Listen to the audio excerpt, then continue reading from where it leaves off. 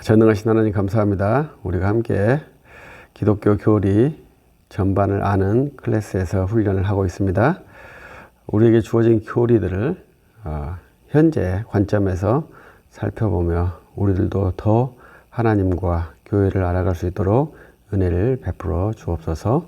주 예수 그리스도 이름으로 기도합니다. 아멘. 반갑습니다. 우리들은 기독교 교리에 대해서 이해를 하고 있습니다. 먼저 우리들은 이제 정통신학에 대한 정통신학과 우리들의 신앙 이신칭의에 대해서 말씀을 드렸죠. 정통신학 그리고 우리는 이신칭의, 여기는 이제 바이블이 있겠죠. 바이블은 예수님과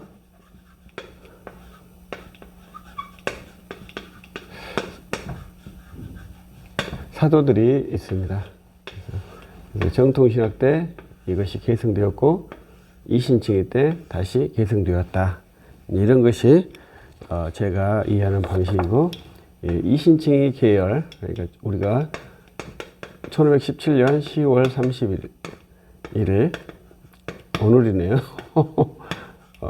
이 기점으로 해서 이제 구교와 신교라고 나누셨는데, 이 개신교 진영에서도 다시 이신칭의를 수정할 거냐 유지할 거냐라는 것으로 크게 나누인 건데요. 저 같은 사람은 유지해야 한다, 이러한 파티에서 신학을 하고 있습니다. 그래서 정통신학도 그대로 유지할 것이고, 성경도 그대로 유지할 것이고, 이신칭의도 그대로 유지할 것이다. 이러한 자세로서 신학을 훈련하고 있습니다. 그래서 우리가 챗 GPT라는 것이 있지 않습니까? 챗 GPT를 우리가 활용해야 되느냐, 이러한 이야기들이 있는데, 챗 GPT에 가장 큰 맹점이 있어요. 그건 뭐냐면은 이 친구는 데이터로 판단을 해요. 그러니까 데이터의 양으로 판단하겠다 이거죠. 그런데 저 같은 이러한 그 성향의 데이터가 적겠습니까? 매우 적다는 것이죠. 그리고 이렇지 않은 성향은 자료가 매우 많다는 것이죠. 그러면 이제 챗 GPT에게 물어보면 우리가 원하는 답을 챗 GPT로 찾기가 매우 어렵다는 것이 이제 산수적으로 나타납니다. 그래서 우리가 챗 GPT를 할 때, AI를 사용할 때 우리 정통신학자들이 갖는 아주 심각한 문제점, 그 뭐라고요? 우리가 원하는 데이터의 양이 너무나 적다. 그래서 인공 AI가 습득하기 어렵다. 이러한 문제가 있겠더라고요. 그래서 우리들은 그래서 구조적으로 챗 GPT를 사용했을 때 우리에게는 약간 불리하죠. 그래서 그걸 사용하려면 데이터베이스 기반에 우리의 정보를 많이 넣어놔서 상충되는 정보, 이 두 개의 정보가 서로 상충되잖아요. 충돌되잖아요. 그래서 이러한 정보들을 많이 넣어놔서 AI가 균형감 있게 이러한 섹션의 기독교와 이러한 섹션의 기독교가 차이가 있구나, 이렇게 인지를 해야 하겠죠. 그래서 크리스천이라고 하는데 여러 가지의 분류가 된다, 이런 것이고, 우리는 그 분류의 계층에서 어느 계층에 있는가, 이것을 아는 것이 신학하는 사람에게는 아주 기본적인 소양이라고 말할 수 있겠습니다. 우리 한국 사람은 옳다, 그르다, 이러한 훈련이 상당히 잘 되어 있죠. 근데 문제점은 뭐예요? 나는 옳고 너는 그르다, 이렇게 생각하는 것이 문제죠. 내가 옳고 상대방이 그르겠습니까?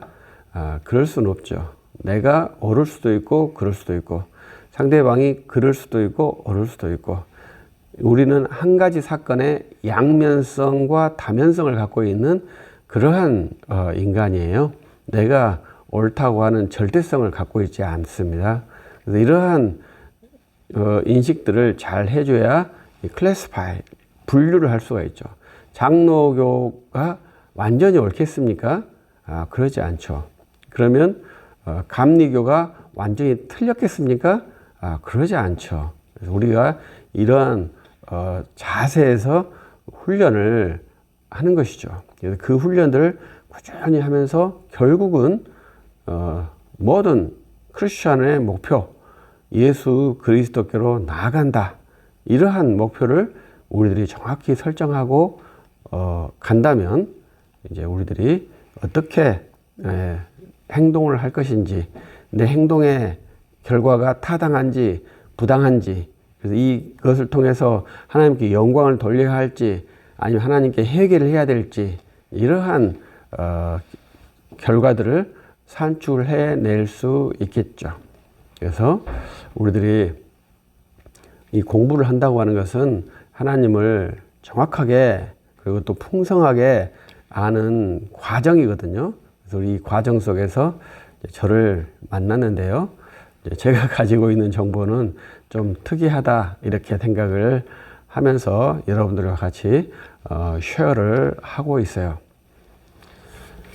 그래서 우리는 이러한 유지적으로 수정이나 폐기는 안 되는 쪽으로, 이건 아니고 이쪽으로 유지를 하고 있는 그러한 신학적 소양에 있는데요.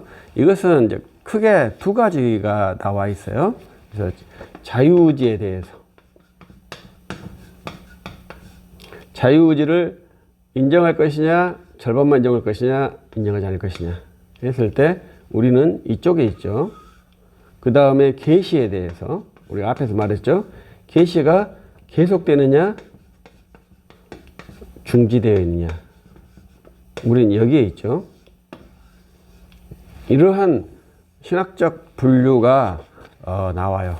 근데 이제 계시는 서론에 있고, 이제 자유의지는 이제 인간론에서 나오고 구원론에서 나와요. 그래서 인간에 적용된 구원의 방법, 상태에 따라서 이 자유의지를 어떻게 이해할 것이냐, 이러한 스탠스가 나오게 된답니다.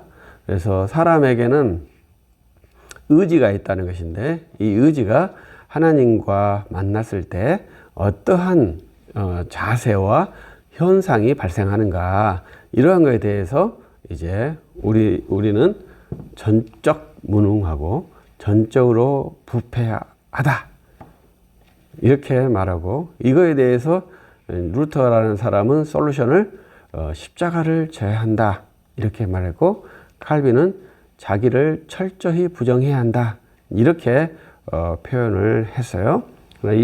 이쪽 진영은 인간에게도 책임이 있지 않느냐, 인간에게도 어떠한 일을 하지 않느냐, 인간에게도 선택권이 있지 않겠느냐, 이러한 것으로 개방시키는 태도가 있죠.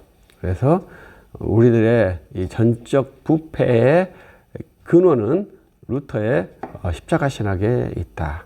그리고 칼빈은 그와 유사하게 자기 부정이라고 하는 그러한 어휘로 기독교의 3권 구원론에서 이야기를 진행하고 있죠. 우리는 이제 인간론에 와 있으니까요.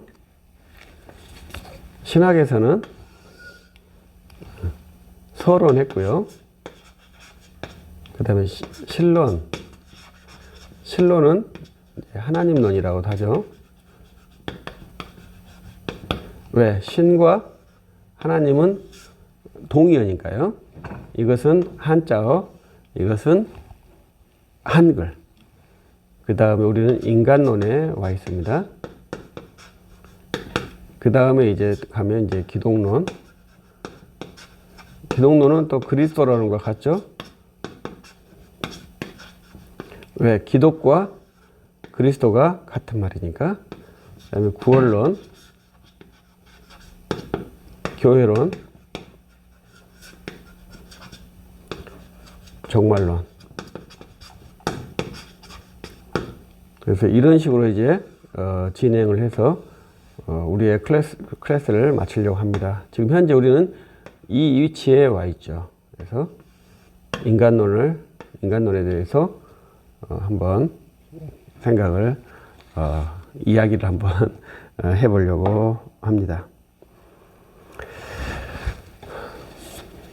저는 이제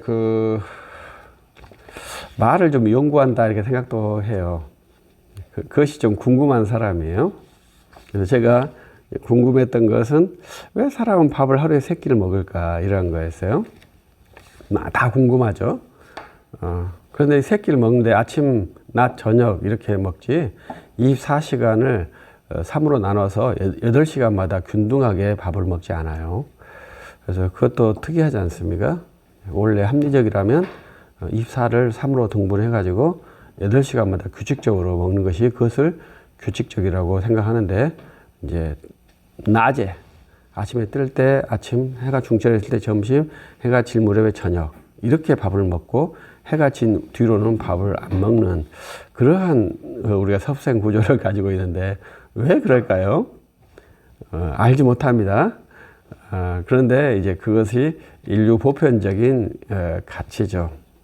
그래서 참 이해하기 어렵고, 우리들은 잠도 우리들이 6시간 정도 자야 되니까 한 3분의 1은 과도하고 그래도 근사치 3분의 1 정도를 인생에서 잠으로 소요를 합니다. 그래서 우리들이 시간 관리를 하게 되면 우리에게서 한 50% 정도는 다 허비하고 있다. 의미 있는 시간은 거의 없을 것이다. 이렇게 추측할 수 있겠죠. 그래서 우리들은 그것을 한번 잘 이해해 보면 재밌잖아요. 그렇지 않습니까? 그래서 우리들이 왜라는 것을 한번 잘 생각해 보면 인생을 좀 알 수 있지 않겠느냐, 이러한 생각을 해봐요. 그래서 근데 우리들이 말이라고 하는 것이 상당히 재밌습니다. 우리들은 이제 시골에는 이상한 무슨 매, 무슨 고라실, 무슨 실 이런 지명들이 있잖아요. 이런 지명들도 국어학자들은 그 지명만 연구하는 또 파트가 있어요. 우리들이 이렇게 문법 이런 거 연구하는 국어학자들도 있겠습니다만은 지명을 연구하는 학자들이 의외로 있어요. 상당히 재밌잖아요. 누가 그 지명을 했고 언제 이 지명이 발생했고 이런 것을 알아내면 얼마나 재밌을까요? 그런데 알지를 못하지만 지명이 다 있다는 거예요. 어느 우리 마을의 골짜기마다 다 지명이 있어요. 지금은 이제 그것이 행정구역으로 번지수로 이렇게 법제화된 것이지만 그 전에는 그 지명으로 거기를 인식을 했죠. 그래서 그러한 것을 상당히 흥미롭게 저는 생각을 합니다. 여러분들도 그러한 지명을 만났을 때 이제 약간 흥미있게 생각한다면 좋겠어요. 우리들도 이 광주라는 도시도 지명이 계속 바뀌었잖아요. 저는 이제 개인적으로 광산에서 살았던 사람인데, 저 어렸을 때는 광산군이었어요. 근데 이 광산군이 광주시에 같이 편입되면서 광산구가 됐죠. 그래서 제가 그래도 상당 기간 광산군에서 살았던 사람 아니겠습니까? 그래서 이 광산군에 대한 그러한 의식이 있어요. 참 특이하죠? 그래서 광산구지만 여전히 광산군, 번양면, 독립리 이렇게 해서 그런 그 의식들이, 지명에 대한 의식이 이렇게 살아있는 거예요. 이런 것을 누가 만들었을까? 참 쉽지는 않죠. 저희 동네는 옛날에는 나주군에 있었답니다. 그래서 나주군에 있다가 광산군으로 분리되고 다시 광주시로 들어가고 이러면서도 우리들의 의식의 차이가 발생을 해요. 그러나 또 우리 후대에 있는 제 아이들들은 반대로 광산군에 대한 의식이 하나도 없겠죠. 이러한 동일 시대에 살고 있지만 의식에는 이러한 다양한 편차가 발생을 합니다. 그것이 이제 사람에 대한 재미있는 이해 방식이거든요. 그래서 제가 우리에게 말한 것은 인간론이라고 하는 건데, 인간하고 사람이 있다는 거예요. 그래서 우리는 인간하고 사람을 잘 구분하지 못한대요. 인간하고 사람은 상당히 다른 개념을 갖고 있습니다. 그래서 우리들이 인간론 이렇게 말하지 사람론 이렇게 말하지 않잖아요. 그러면 왜 그렇게 했느냐 이런 것들을 한번 생각을 해 보셔야 되겠죠. 오늘 강의 시간에 방해 요소들이 상당히 많습니다.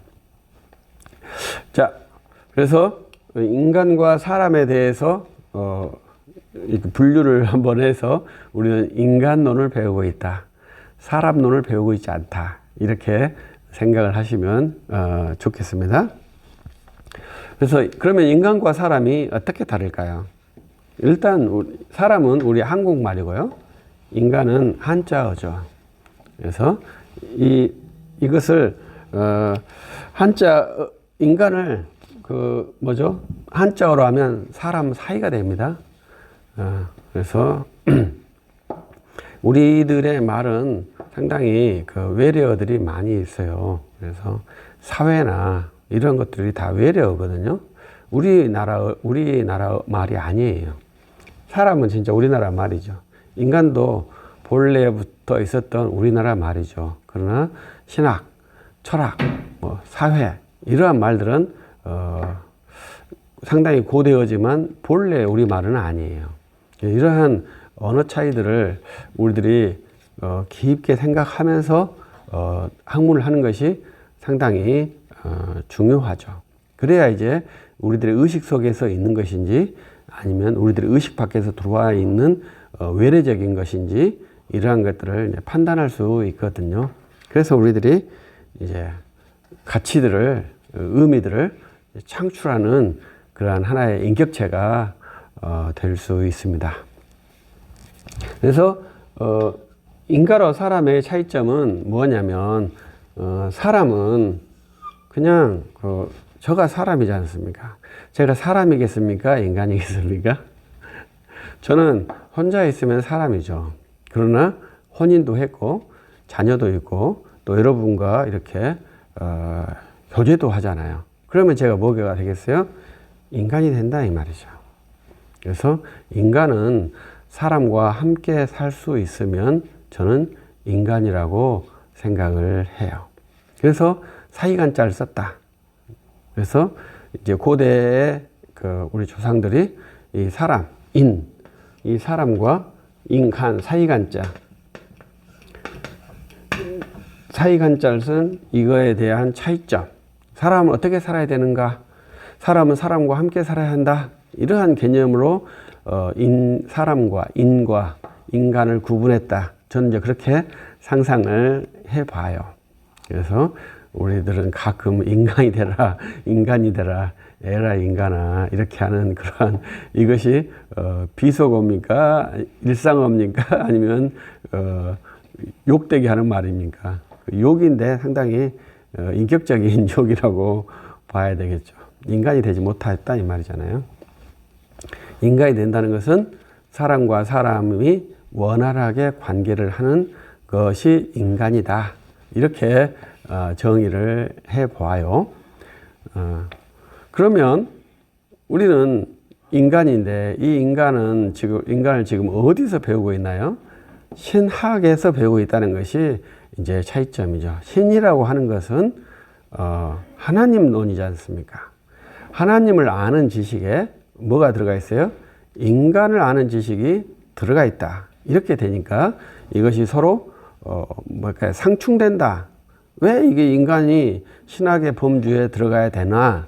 이렇게 이해할 수 있다 이 말이죠. 그런데 이것을 우리들이 인간이라는 것을 그냥 인간 이렇게 이해하면 그것이 됩니다. 그래서 인간을 이해하는 학문이 가장 기본적인 것은 인간의 육체를 이해하는 학문이 의학이지 않습니까? 그래서 이 육체를 이해해서 치료를 하는 의학, 또 육체의 능력을 강화시키는 스포츠학, 또 인간의 마음을 관리하려고 하는 심리학, 이렇게 인간을 연구하는 학문들이 의외로 많죠. 또 인간의 집단성을 연구하는 정치학, 모두 다 인간학의 범주에 있어요. 그래서 그러나 신학의 범주 안에 있는 인간은 다르죠. 그것은 뭐냐면 하나님 앞에 서 있는 인간, 인간과 인간이 관계하는 그러한 인간이 아니라 신과 관계하는 그러한 인간에 대해서 논하기 때문에 이러한 인간론을 이제 신학적 인간 이해라고 표현할 수 있습니다. 그래서 우리들이 인간론을 신학의 범주에 넣고 우리들이 함께 탐구하는 것은 인간의 심리 상태가 어떻느냐, 인간의 오장육부가 어떻느냐, 오장육부냐, 육장육부냐, 이러한 것을 논하는 것이 아니라 인간이 하나님 앞에 어떻게 서 있는지 이거에 대해서 연구를 하는 것이 신학적 인간학이라고 이해하시면 좋겠어요. 그래서 우리들이 인간하면 보통 사람들은 사람과 사람이 어떻게 살아야 되는가 이것을 연구하지만 우리 크리스천들이 예배나 모든 시간에 인간 하면은 하나님 앞에 서 있는 인간, 이것을 염두하고 있다. 이것을 잘 이해를 해야 서로 깊은 이해를 갖게 됩니다. 그래서 우리들이 이러한 신학적 인간에 서 있으면 우리들이 누구 앞에 서 있는가라고 하는 의식을 갖게 돼요. 그래서 우리 옛날에 목사님들은 신전의식이라는 말을 많이 썼어요. 신전의식을 이제 라틴어로 말을 하면 코람데오예요. 그래서 우리말로 하면 신전의식, 하나님 앞에 서 있다고 하는 의식, 코람데오, 우리가 하나님 앞에 서 있다고 하는 의식, 그 의식을 하는 인간이 바로 신학적 인간학에서 취급하는, 우리들이 지금 이 인간론 부분에서 진행하려고 하는 그러한 거예요. 그래서 이 신학적 인간학이 잘 정립된 사람은 뭘 잘하겠어요? 예배를 잘할 수 있겠죠. 왜? 내가 어떻게 하나님 앞에 서 있다. 이러한 그 의식 체계가 매뉴얼로 형성됐기 때문에 그러는 것이죠. 우리들이 이 공부를 한다고 하는 것은 그러한 이제 매뉴얼을 만드는 것이거든요. 매뉴얼을 만든다는 것이 나쁘기도 하고 좋기도 해요. 좋은 점은 예측이 가능해요. 나쁜 점은 매뉴얼에 내가 타성이 들어가서 발전이 안 되고 매뉴얼만 움직일 때가 있어요. 그래서 우리들이 기독교 신학에서 잘 하지 않지만 우리들이 경건을 위해서 할 때는 이 습관이라고 하는, 습성이라고 하는 이것이 매우 중요한 아이템이에요. 그리고 신학에서는 그걸 따지지 않아요. 그걸 왜? 신학은 반복이 아니라 하나의 큰 체계를 보여주는 것이거든요. 그래서 이 큰 체계를 우리들이 반복하면서 그것이 내 몸에 적합하게 온 것을 이제 습관, 습성 이렇게 말할 수 있죠. 그래서 우리들이 이 인간학을 계속 공부하면서 이것이 내 몸에 옷처럼 부착이 되면 이제 습성이 생겨요. 습관이 생겨요. 그것이 이제 하나의 나이기도 하고 또 그 나가 또 다른 나를 만드는데 방해 요소가 돼요. 그런데 중요한 것은 먼저 그 매뉴얼, 습관을 만드는 것이 우리들의 1차 목표예요. 만들어진 사람은 이제 그것을 근거로 해서 수정하기도 하고, 수정해서 발전하기도 하고, 또 수정이 됐던 것은 제거시키기도 하고, 이러한 과정이 이제 성도의 교제에 들어가 있어요. 그걸 만들어지 않는 사람에게는 대화가 어렵죠. 왜냐하면 판단할 수가 없잖아요. 럭비공은 특징이 뭡니까? 어디로 튈지를 모르잖아요. 그러나 매뉴얼이 있는 사람은 어디로 튈지 예상이 가능하죠. 우리가 거짓말을 하지 않는다는 전제하에서 거짓말을 하면 그 다음부터는 답이 없는 것이죠. 그래서 우리들은 신학적 인간학을 탐구하고 있다. 이렇게 이해하시면 좋겠습니다. 이제 제 글이 이제 여러 번 이렇게 섞으면서 칼럼들을 묶으면서 약간 논리적이지 않는 글이라고 생각을 합니다. 그래서 이제 이러한 글을 여러분들한테 공개하고 함께 공유하려고 한 것은 이제 이러한 의식 때문에 그래요. 저는 신학적 그 글을 읽을 때 의식을 명료하게 정립한 글을 많이 못 봤어요. 그래서 바빙크나 벌코프의 글에 약간의 그 맹점이 뭐냐면은 자료를 많이 제시했는데 라인이 불분명해요. 읽으면은 많은 정보는 가지고 올 수 있지만 그 정보를 분류하기가 어려워요. 그런데 이제 제 정보를 읽을 때는 이 사이드로만 분류가 되어 있기 때문에 그렇게 정확히 분류를 시켜서 이해하는 훈련을 해요. 그래서 제가 영분별이라는 말을 썼어요. 우리 조유신학에서 영분별을 해서 이 분류를 하는 것을 저는 분별이라고 했어요. 눈으로 봐서 내가 관심법을 봐서 당신의 영 상태는 충만하고 당신의 영 상태는 좀 그러고 당신의 기운이 범상치 않다. 이런 말은 신학에서는 하면 안 돼요. 또 인간적으로도 하면 안 좋죠. 저는 그런 말을 하는 사람 만나면은 열심히 기운 차리시고 열심히 사시라 이렇게 하지, 그 말에 제가 반응을 잘 하지는 안 해줘요. 그래서 재밌죠. 왜냐하면 사람에게 풍기는 그 뉘앙스, 사람이 발산하는 그 힘, 이건 모두가 다 차이가 있지 같지 않잖아요. 그걸 평가하는 사람들이 있잖아요. 근데 저희들은 그걸 하면 안 된다 이렇게 볼 수 있어요.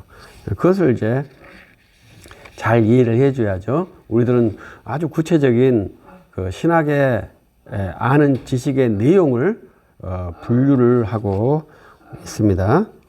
그래서 글을 읽으실 때 한번 그러한 훈련을 한번 해보시길 바라고요.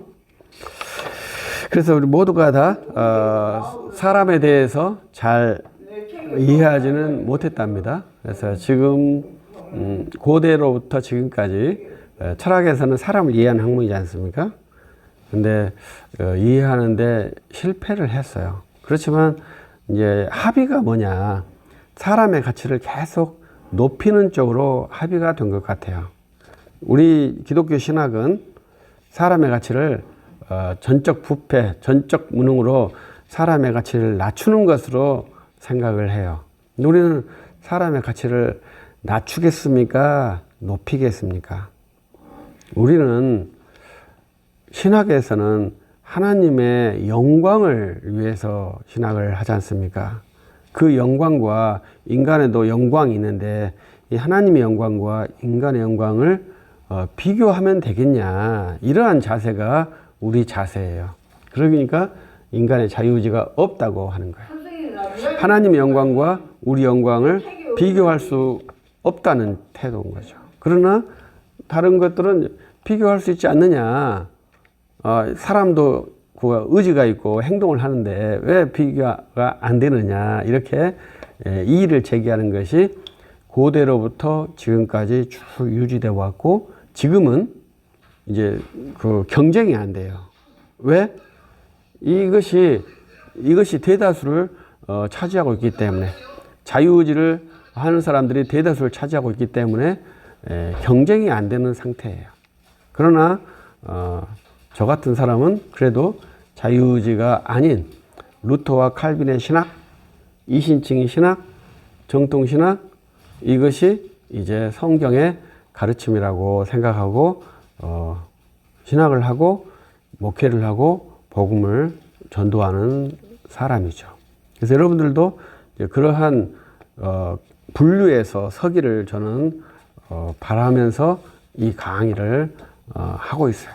그래서 그것을 매우 명료하게 세워야 할 것이 우리 시대의 고난이에요. 옛날에는 이렇게 두루두루 우리 한국 특징 비빔밥처럼 섞여서 두루두루 살아도 큰 문제가 없었어요. 그러나 지금은 사람의 인간성이 굉장히 특이하게 변화가 됐거든요. 그래서 이 시대 정신에 함몰되지 않으려면은 자기의식을 정확하게 세워야 돼요. 그래서 내가 시대 정신과 어떻게 결이 같은지 아니면 시대 정신과 어떤 점이 다른지 이거에 대해서 정확하게 이해를 해야 돼요. 시대 정신이 다 나쁘겠습니까? 다 나쁘지는 않죠. 그래서 어떤 부분은 인정할 수 있고 어떤 부분은 거부할 수 있고 이렇게 해서 정확하게 자기 이해를 세우는 훈련이 인간론에서는 상당히 필요합니다. 그래서 인간과 사람에 대해서 이해를 해줬고요. 또 지금은 현재 계몽신학 이후로 인간이 우리는 신학적 인간이라고 했잖아요. 신학적 인간이라고 하는 것은 어떻게 보면 신에게 애속된 인간, 나쁘게 표현하면 근데 이제 우리 사도 바울은 나는 그리스도의 종이다. 이것을 기쁘게 표현을 하셨죠. 그래서 신에게 애속된 인간을 이제 계몽시대 이후로는 인간성의 파괴로 생각을 해요. 굴종된 상태로 평가를 해요. 그래서 다시 이 자유의지를 강조하는 것으로 시대정신이 완전히 전환이 됐어요. 그것이 계몽 철학의 아주 중요한 역할이고 그 계몽 철학을 받아들이는 신학이 자유의지거든요. 자유의지는 곧 죄송합니다. 자유신학은 곧 인간의 자유의지를 극대화시키는 그러한 신학 훈련이라고 볼 수 있죠. 그래서 이 신학적 인간, 신에게 애속된 인간을 계몽시대 이후로는 탈피한 것이 시대정신이에요.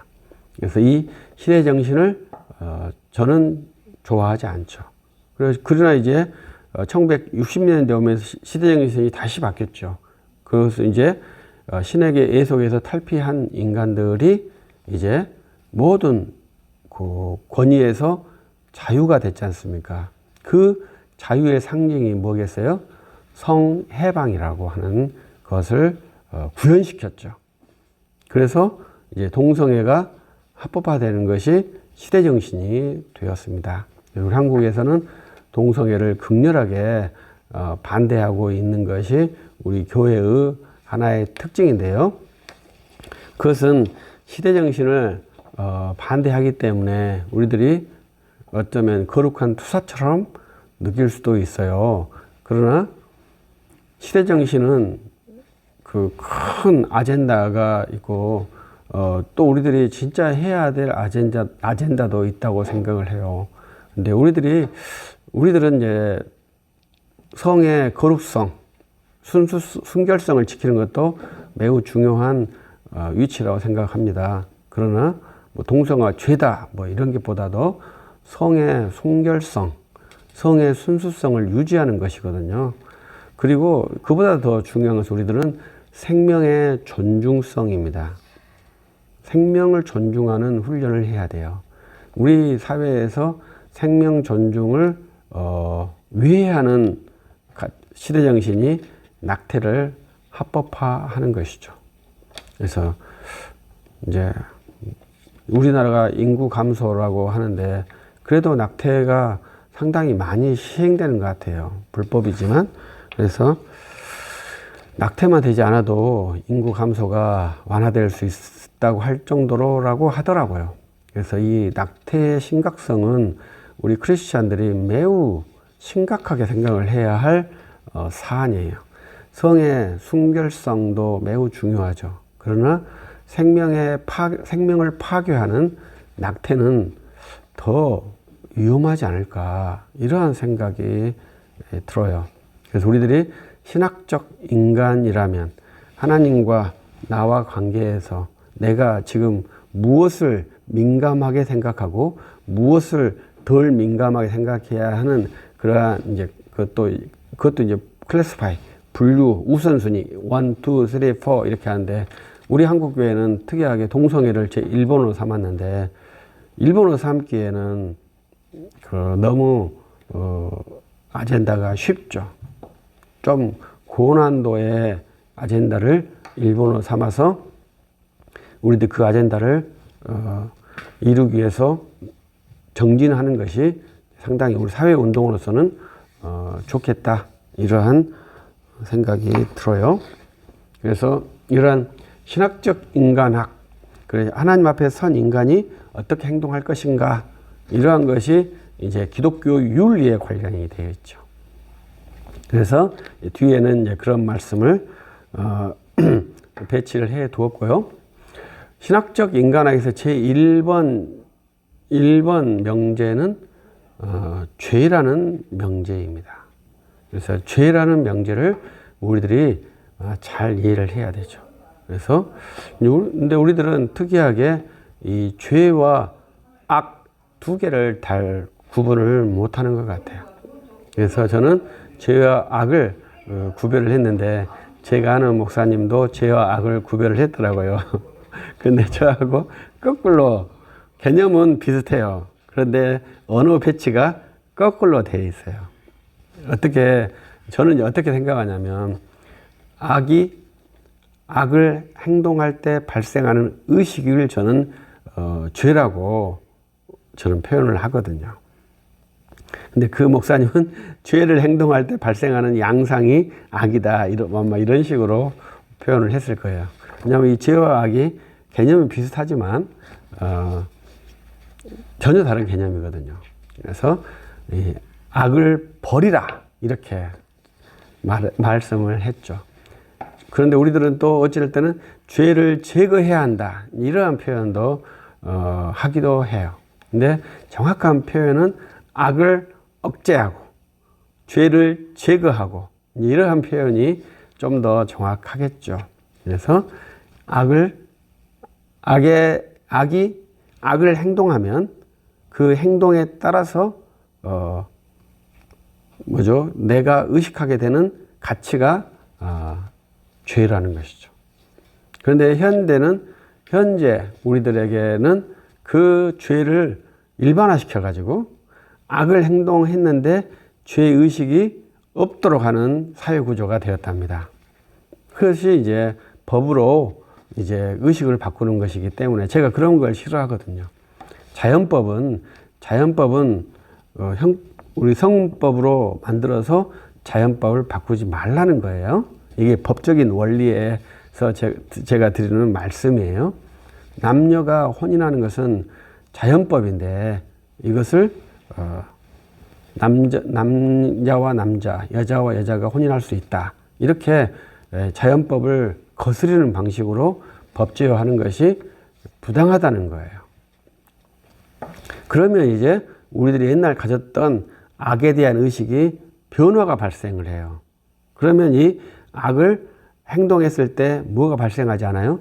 죄의식이 발생하지 않아요. 그러면 악을 행동했는데 죄의식이 발생하지 않아서 내가 합법적인 인간이 되었을 때 하나님께서는 어떻게 판단하시겠느냐? 이게 상당히 중요하잖아요. 그래서 우리들은 그 신법 개념이 있죠.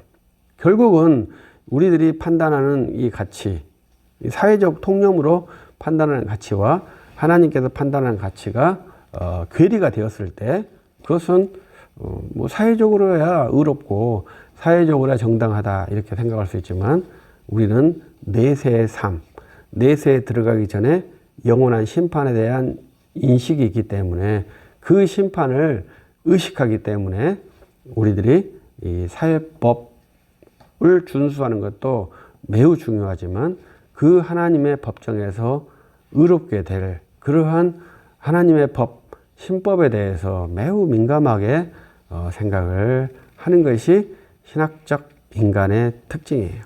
그래서 우리들은 죄, 그래서 이제 우리들을 악을 행하면 우리들은 자연스럽게 어떤 의식이 있어야 돼요? 죄의식이 있어야 돼요. 이 죄의식은 나를 살리는 거죠. 그래서 율법이 이 죄의식을 만드는 기능을 해요. 그래서 성경에서는 죄를 깨닫게 한다. 이렇게 표현을 하죠. 그것은 죄의식을 양산한다는 거죠. 법이 죄의식을 양산하는 기본 구조예요. 그것은 곧 죄를 깨달으면 그 사람은 사는 거잖아요. 왜? 죄를 깨닫고 이 죄를 제거하려고 노력을 하고 죄를 제거하니까요. 그래서 율법이 또 그런 면에서는 깨닫게 하는 기능 후에 바로 살리는 기능으로 전환이 되는 거예요.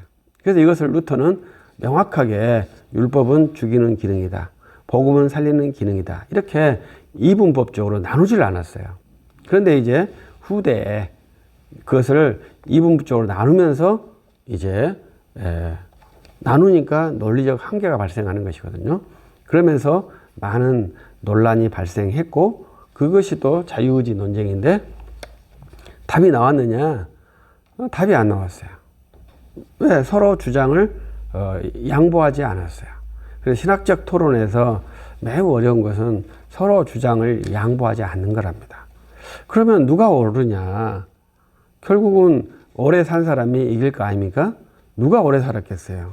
지금 현재 자유의지를 인정하는 사람들이 오래 살고 대다수를 차지하고 있다 이거죠. 그러면 당신은 어떻게 하겠느냐? 이런 건데 나는 자유의지를 인정할 수 없다.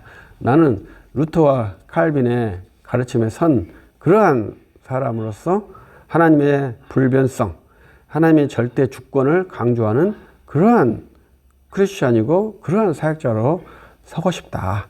이런 것이 이제 저의 아주 큰 소망이고 여러분들에게 그것을 말씀드리고 여러분도 그렇게 신학을 하고 복음을 전도하고 교회를 세울 수 있으면 좋겠다. 이러한 바람을 갖고 있습니다. 그래서 사람은 모두가 다 죄인이라는 의식을 갖고 있어요. 이 죄인이라는 의식을 어떻게 소화할 것이냐 이런 것이 상당히 중요한 관점인데요. 이러한 것들을 한번 깊게 한번 이해를 해 주셨으면 좋겠고 우리는 전적 부패 원죄로서의 인간을 상정하고 있습니다. 그래서 이 원죄라는 개념이 상당히 재밌는 그러한 개념이에요. 그래서 우리들은 어거스틴과 펠라기우스의 논쟁에서 이 원죄라는 개념이 변증적 과정에서 발생된 그러한 가치입니다. 그래서 우리들이 원죄라는 개념은 정통신학의 가치에 포함이 안 돼요. 왜냐하면 정통회의에서 이 원죄를 논하지 않았거든요. 그래서 이 라틴 지역, 그러니까 어거스틴과 펠라기우스의 신학 논쟁에서 발생한 그 사안이 원죄예요. 그래서 우리들은 어거스틴과 펠라기우스 논쟁에서 어거스틴주의를 따르기 때문에 이제 원죄라는 개념을 아주 익숙하게 채용을 하고 있는데요. 이제 그러한 신학적 분별도 한번 가지고 있으면 좋겠어요. 그래서 우리는 이제 원죄 이해를 이제 바빙크나 펄코프가 상당히 구체적으로 행했더라고요. 그래서 이것은 저는 이제 성경에서 말하는 대로 이해하는 훈련을 저는 제언을 드리고 싶어요. 그래서 우리들이 결국은 사유를 하면서 성경에서 메이는 그러한 훈련들을 많이 해야 되는데 신학을 하면서 문제점은 사유로 양산된 가치에 사유를 더하는 그러한 방식의 신학이 있어요. 근데 그것도 이제 우리들은 합리적 이성을 가진 존재이기 때문에 어떻게 할 수가 없죠. 그러나 그러한 때 사유가 깊어지면 미로에 들어가게 되거든요. 길을 잃었을 때 우리는 즉각 성경으로 다시 돌아와서 성경 말씀에 만족하고 성경 말씀으로 주 예수 그리스도를 믿는데 세울 수 있는 그러한 훈련이 돼야 돼요. 그래서 신학적 인간에서는 먼저 죄에 대해서 이야기하고, 근데 이 죄의 다음에서는 이제 언약에 대해서 이야기하는 것이 특징입니다. 그래서 보통 일반적으로는 법에 대해서 하나님과 관련돼서 교회에 대해서 하나님과 어떻게 우리가 접점을 이룰 것이냐 이렇게 했을 때 일반적으로는 교회라는 기관을 통해서 하나님과 접점을 이룬다고 생각을 했습니다.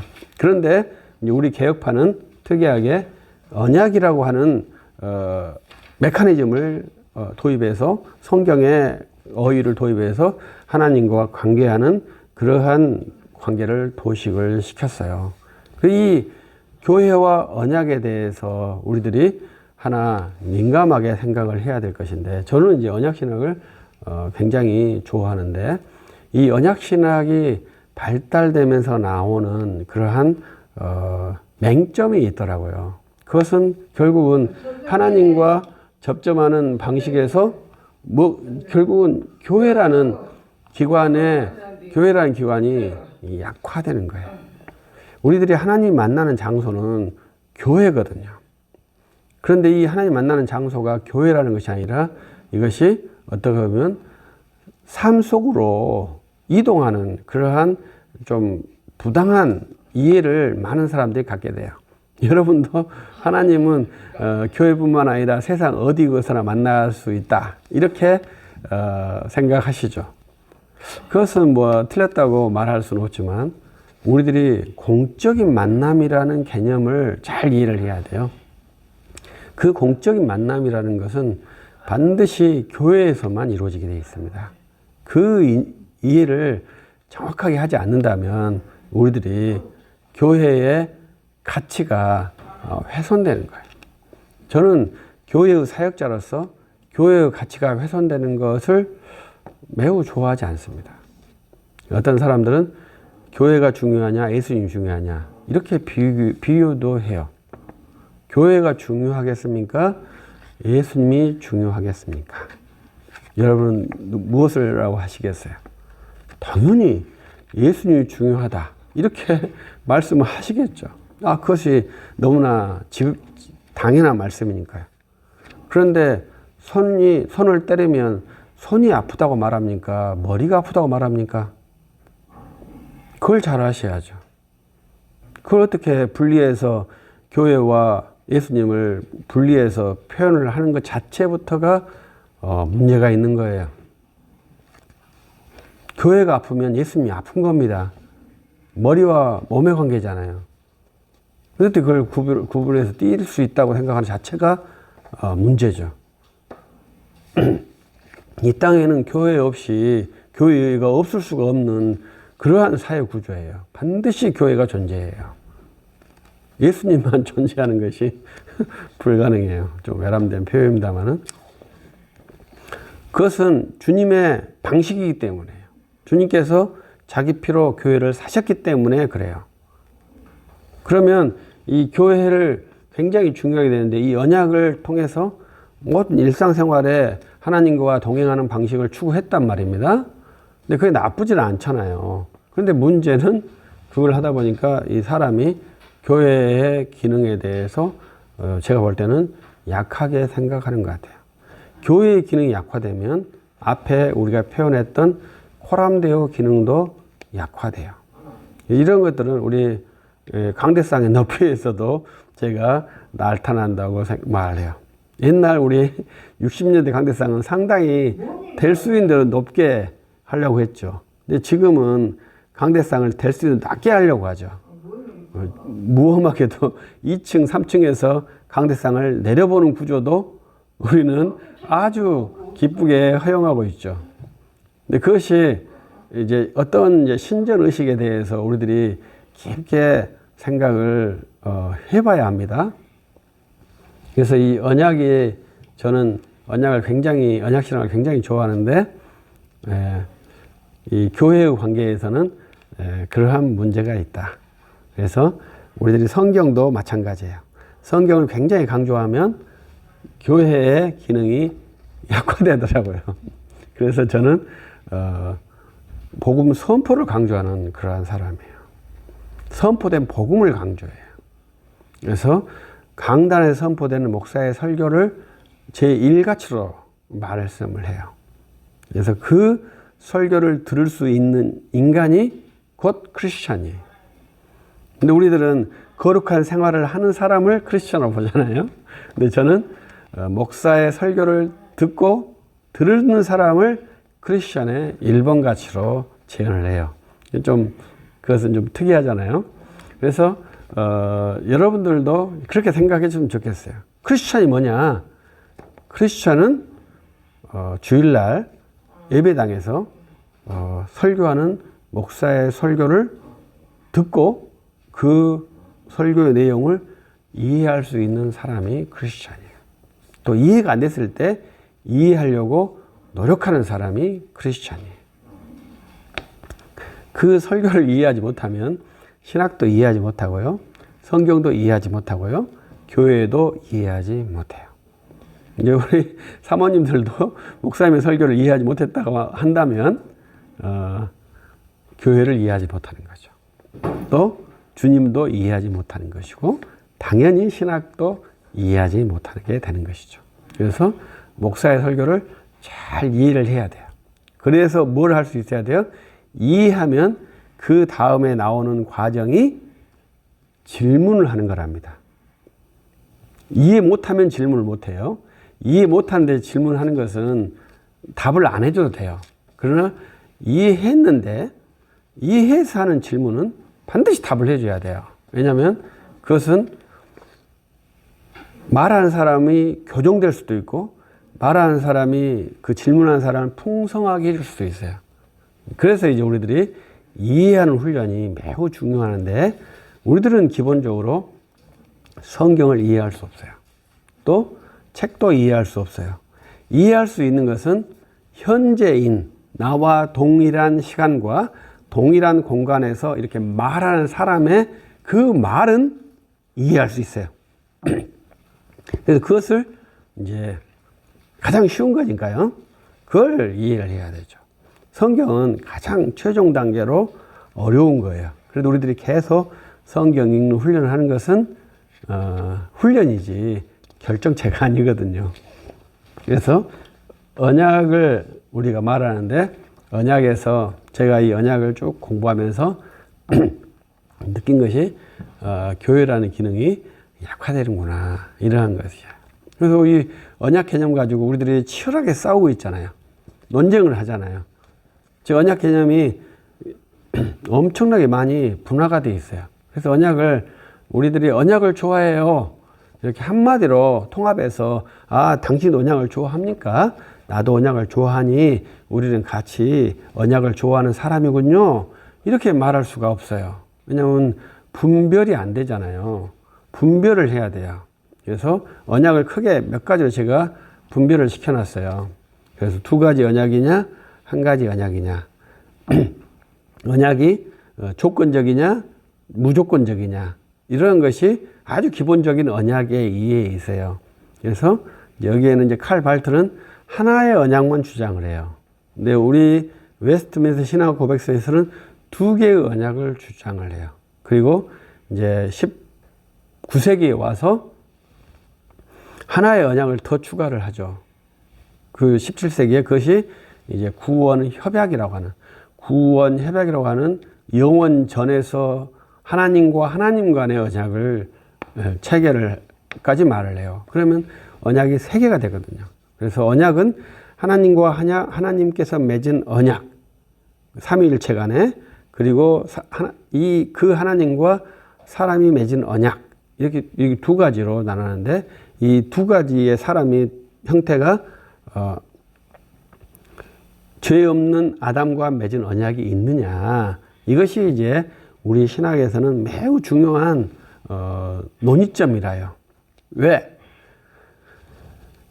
아담이 역사적으로 실제하지 않았다고 주장하는 신학자들이 의외로 많으니까.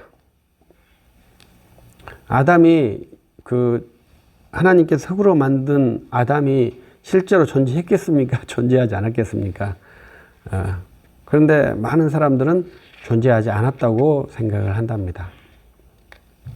그리고 여자는 갈비뼈에서 빼서 만든 존재라는 것을 믿습니까? 그걸 믿지 않는 사람들이 많답니다. 그래서 이제 저는 이 신학 라인의 사람들은 성경 말씀을 그대로 믿는 훈련을 하려고 하는 사람들이에요. 저는 하나님께서 흙으로 빚어서 아담을 만드시고 그 코에 생기를 불어넣으셔서 생명인 하나님 형상인 아담을 창조했다고 믿는 그러한 크리스찬이에요. 그러니까 이 시대에서는 상당히 보기 드문 크리스찬이라고 저는 생각을 해요. 그래서 저는 성경대로 살자. 지금 저는 그 말을 별로 안 좋아해요. 어떤 말을 좋아하겠어요? 강단에 선포된 말씀을 듣고 선포된 말씀대로 살자. 이런 말을 좋아하죠. 성경에 살던 말들이 이제 틀리지는 않았죠. 그러나 그러한 말이 피상적인 말이고 포괄적인 말이어서 좋지 않는 것이죠. 그래서 언약에 대해서 우리들이 이해를 해보면 그러한 개념들이 있고요. 우리는 이제 죄와 언약이지 않습니까? 죄와 언약이 되면 이 죄를 회복하는 그러한 형태를 이제 구속이라고 합니다. 이 구속은 이제 구원론에서 핸들링을 하게 되죠. 이 죄를 해결하기로 오신 분이 예수 그리스도시죠. 그래서 인간론에서 이 인간은 죄인이다 이렇게 하고 이 죄를 구원하실 구주는 예수 그리스도시다. 이 예수 그리스도께서 죄를 구속하신 그 구속이 다시 인간에게 적용되는 것이 구원론이죠. 그리고 그 구원받은 인간들이 모이는 곳이 교회론이죠. 이렇게 해서 신학적 사유가 이렇게 순서적으로 체계화되어 있다. 이렇게 볼 수 있어요. 그래서 이렇게 서론, 신론, 인간론, 기독론, 구원론, 교회론 이러한 것들이 그냥 파편적으로 딱 분리시킨 게 아니라 논리적인, 유기적인 연관성을 가지고 있어요. 그래서 이것을 어떻게 배워야 돼요? 순서적으로 배워야 되는 것이, 순서적으로 배우는 것이 매우 좋죠. 그래서 이 순서를 잘 인지해서 이러한 신학적 논리의 그 흐름을 잘 이해를 해 주어서 그 흐름대로 내가 그 신학적 의식이 채워져야 판단을 그렇게 논리적으로 판단을 할 수 있고 이 논리화가 되어지면 논리가 아닌 것을 만났을 때 이 작동을 하게 되는 거죠. 그래서 분별을 하게 되는 거죠. 그 분별력을 우리들이 신학 훈련이라고 말을 해요. 분별을 하기 위해서 기도를 많이 해도 신령하게 분별할 수 있겠죠. 아, 저희가 들어오는데 정말 신령하구나 이렇게 하는 것이 뭐 가능도 하겠죠. 왜냐하면 그런 현상들이 없지 않아 있으니까요. 그러나 지금 현재 우리는 그러한 것을 싫어해요. 또 그러한 것이 아니라 우리들은 그 사람이 하는 말을 듣고 그 사람이 온 행적을 보면서 그 사람을 평가하는 훈련을 하는 거죠. 분별하는 훈련을 하는 거죠. 분별을 왜 하겠습니까? 분별은 그 사람을 정죄하려고 하는 게 아니에요. 분별은 너가 그런 사람이다 알려고 하는 게 아니에요. 분별은 너가 그런 사람이니 너의 약점을 내가 여기서 도와줘야 되겠다. 이것이 제 1번이에요. 그리고 너의 강점은 이거니 내가 여기서 도와서 너의 강점을 극대화해 주겠다. 근데 사람마다 강점과 약점이 있잖아요. 근데 이 사람은 이 강점을 강하게 할 것인지 약점을 약하게 할 것인지 이 두 가지 중에 하나를 선택한답니다. 두 가지를 다 하는 것이 쉽지 않아요. 그런데 이제 저는 이제 청년들에게는 약점을 강하게 하는 훈련을 했으면 좋겠고 이제 50대 넘어가면 강점을 강하게 하는 훈련을 했으면 좋겠다. 이러한 생각이에요. 그래서 저 사람에게 있는 강점이 무언가 이것을 알아서 이제 그 강점을 강하게 만들어주는 그러한 분별을 해야죠. 그런데 이제 분별을 거꾸로 하면 안 되잖아요. 저 사람의 강점을 약점으로 분별을 해버리고 저 사람의 약점을 강점으로 분별해가지고 이렇게 처방을 하는 것이 얼마나 바보스러운 일입니까? 분명하게 사람은 강점이 있고 약점이 있어요. 그러면 그 강점과 약점에서 내가 할 역할이 있는 거죠. 그 역할을 수행하는 것이 이제 성도의 교제의 방식이죠. 그러한 것들을 알게 하기 위해서 서로 상담하고 이야기하고 그것을 서로 도와달라고 이렇게 함께 하는 것이 우리들에게 있는 학문의 훈련이랍니다.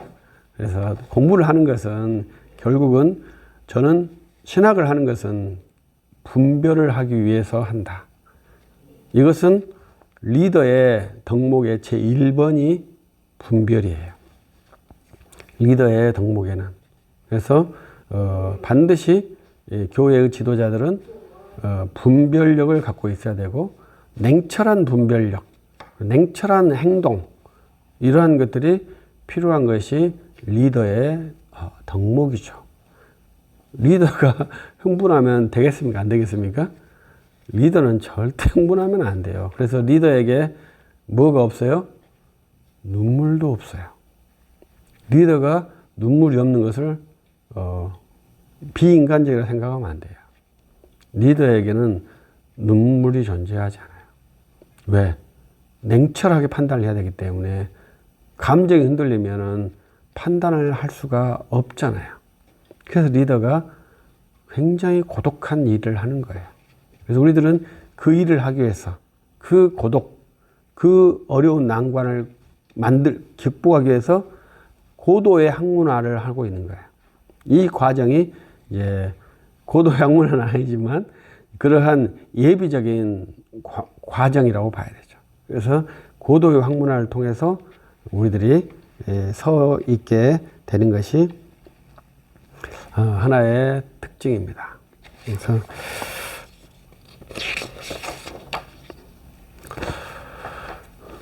저는 이제 참고적으로 우리 이제 국회의원들 보면은 청문회 토론하고 보면은 좀 바보 같다 이런 생각할 때가 의외로 많거든요. 그런데 그분들이 바보면 국회의원이 됐겠습니까?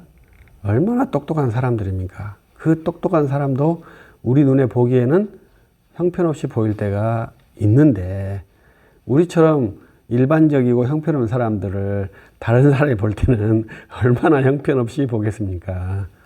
그때 여러분들이 두려워하지 말고 염려하지 않을 것은 우리들은 하나님과 서 있는 인간이다. 이러한 의식이 그때 필요한 거예요.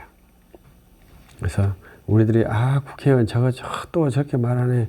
저 사람을 그렇게 비판할 수 있죠. 왜냐하면 그분들은 공인이기 때문에 비판을 받아도 됩니다.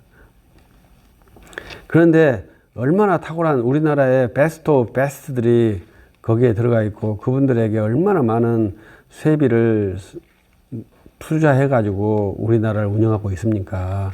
그런 사람들은 진짜 바보가 될 수가 없죠. 우리 눈에 보일 때 그렇게 한심하게 보이는 그런 면들이 없지 않아 있습니다만은 그것은 눈에 보이는 것이지 결코 그렇지 않다고 봐야 됩니다. 그래서 우리들은 이제 그러한 사람들을 비판하기보다도 내 자신의 내적, 영적 역량을 강화시키는 훈련을 꾸준히 해야 되는 것이죠. 높은 자리에 있다고 해서 영적 역량이 강한 게 아닙니다. 세속적 가치가 많다고 해서 영적 역량이 강한 게 아닙니다. 영적 역량은 보이지 않는 겁니다. 그래서 우리 믿음의 조상인 야곱 할아버지는 그 노구에 머리둘 힘이 없어가지고 지팡이에다가 머리를 두고 이렇게 사셨는데 그 노구의 야곱에게 애굽의 왕이 나를 위해서 축복해달라고 부탁을 하잖아요. 그게 얼마나 충격적인 일인지 아시겠습니까? 대한민국 대통령도 아니에요. 미국 대통령이 여러분에게 축복 기도를 받기 위해서 올 수 있겠습니까? 올 수 있죠. 왜?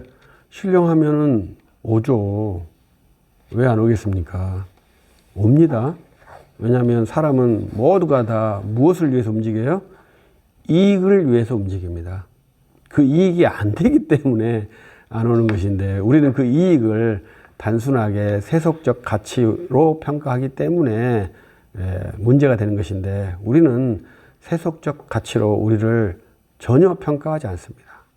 우리는 오직 영적인 가치로만 우리를 평가해요. 그게 크리스찬이에요. 그래서 우리들이 그 영적인 가치를 쌓기 위해서 신학을 공부하는 것이고, 또 기도를 하는 것이고, 경건의 훈련을 하는 것인데요. 이 경건의 도가 우리 야곱 할아버지처럼 탁월할 수는 없겠지만, 그 도에 이룰 수 있도록 열심히 기도하고 노력한다면, 우리 야곱 할아버지처럼 미국 대통령이 우리 앞에 와서, 아니면 우리를 초대해서 나를 위해서 축복해다, 이렇게 할 수 있는 일은 불가능의 영역은 아니죠. 그건 뭐 중요한 일도 아니고, 그것이 이제 우리들이 갖고 있는 스피리추얼 파워, 영적 권세라고 봐야 되죠. 막 쓰러뜨리는 거, 그거 뭐 중요하지 않죠. 그거 큰 의미도 없죠. 오히려 영계를 혼란시키는 그러한 아주 좋지 않은 행동이라고 봐야 되죠. 우리의 영은 선포된 복음을 순수하게 이해하는 그 과정이 가장 순수하고 이상적인 영적 훈련이에요. 그걸 하지 못하면 이상한 걸 하게 되어 있습니다. 그걸 못하기 때문에 이상한 걸 하는 거예요. 예배 시간에 하나님의 은혜를 충분히 누리지 못하기 때문에 이상한 행동을 하는 거예요. 예배 시간에 충분한 영적인 감화를 누리지 못한 것이 잘못이지, 다른 것을 해서 보완하겠다고 생각하면 안 된다, 이 말이에요. 예배 시간에 말씀과 예배의 모든 과정에서 영적인 은혜를 충만하게 누릴 수 있도록 계속 예배를 준비하고 예배를 사모하고 예배를 참여해야 돼요. 그래서 이 예배 시간에 그 모든 영적인 은혜를 깊이 체험을 해야 정상적인 크리스찬이에요. 그 예배에 실패한 사람이 일반 삶에서 하나님 임재를 경험한다고 하는 것은 매우 위험하다고 봐야 됩니다.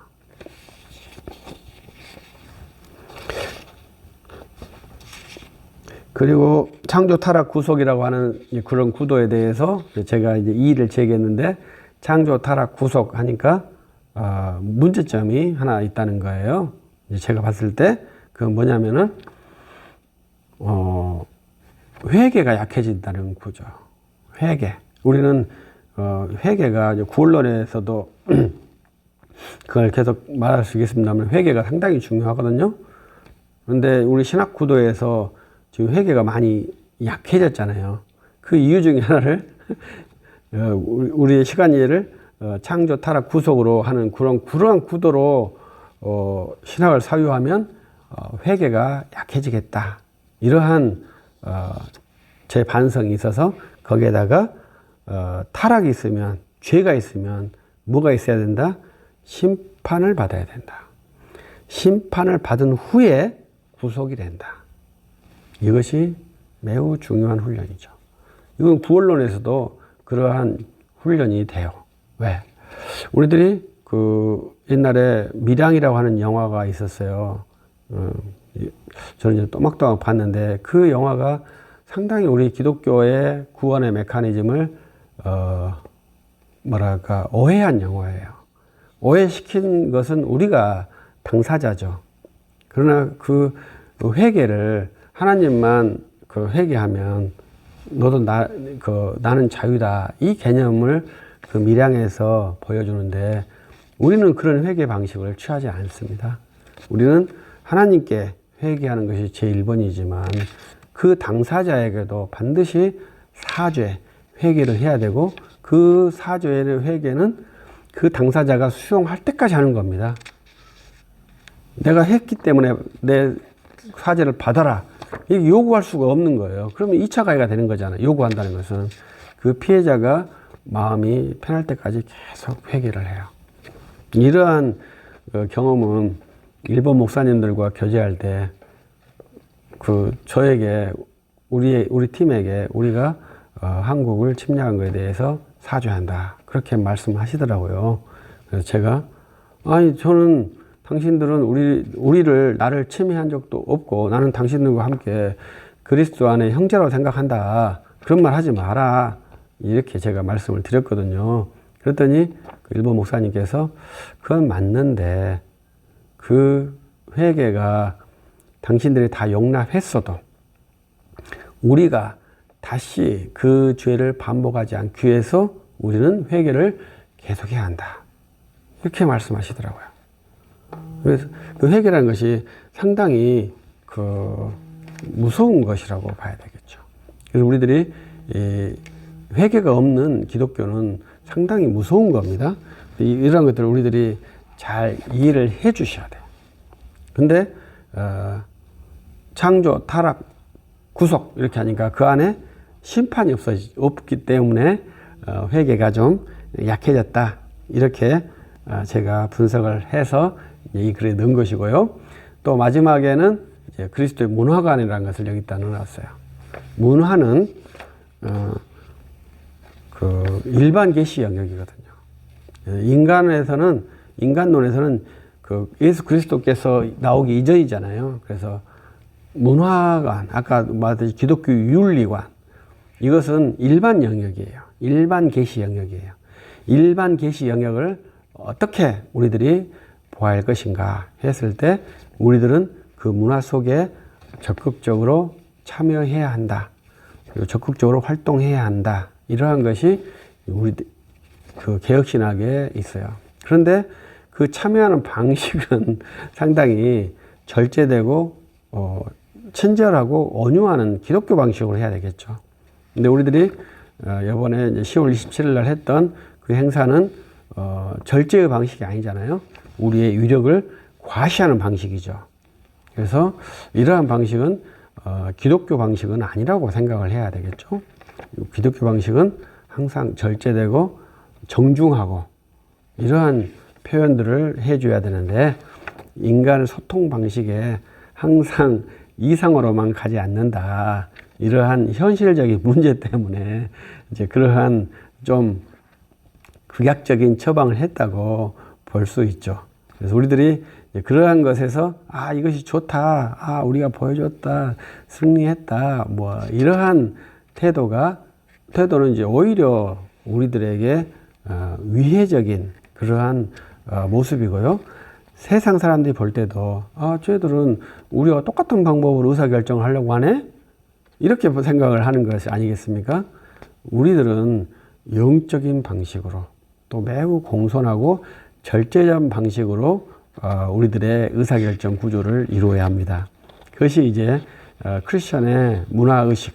그래서 우리 크리스천들이 세상에서 어떻게 활동하는가 이런 것을 보았을 때 세상에서에 있는 법을 준수하고 그보다 더 탁월한 윤리의식을 구현하는 것이 우리들에게 주어진 문화의식이라고 봐야 되겠죠. 그러나 지금 우리들의 문화가 매우 타락되어 있지 않습니까? 근데 창세기 6장에서 하나님께서 한탄하신 이유는 그 아담의 딸들이 타락해서 한탄한 게 아닙니다. 그걸 잘 아셔야 돼요. 하나님의 아들들이 사람의 딸들과 아름다움을 보고 혼인했기 때문에 문제가 발생한 겁니다. 지금도 우리 시대도 저는 노아의 때와 유사하다고 생각해요. 세상이 동성애를 하기 때문에 하나님께 탄식한다고 생각하지 마세요. 교회가 세상을 사랑하기 때문에 하나님이 탄식을 한 겁니다. 우리는 세상 속에 살지만 세상 속에 거룩한 백성으로 소금과 빛으로 삽니다. 죄인이었을 때는 세상처럼 그것이 최고인 것처럼 즐기고 살죠. 그러나 그리스도의 피로 죄사함 받은 후에는 그러한 세상의 방법들, 욕망들을 절제하거나 끊어버리고 오직 그리스도의 말씀으로 사는 것이 이제 그리스도인이죠. 그래서 이러한 것들을 우리들이 잘 구축해낸다면 좋은 그리스도인이 되지 않을까 그렇게 생각을 합니다. 이번 시간에는 여러 가지의 잡음이 들어갔을 것 같은데 참아주고 함께해 주셔서 감사합니다. 여기까지 하겠습니다. 기도하십시다. 전능하신 하나님 감사합니다. 우리들이 신학적 인간론에 대해서 가벼운 브리핑을 해보았습니다. 참여한 종들 이루하시고 힘 주시옵소서. 주 예수 그리스도 이름으로 기도합니다.